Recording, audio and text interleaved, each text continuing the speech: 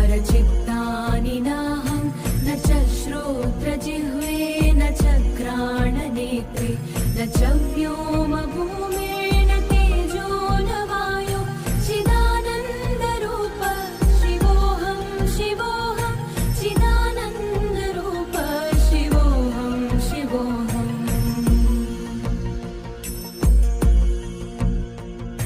न च प्राणसंज्ञो न वै पञ्चवायु न वा सप्तधातुर्न वा पञ्चकोश न वा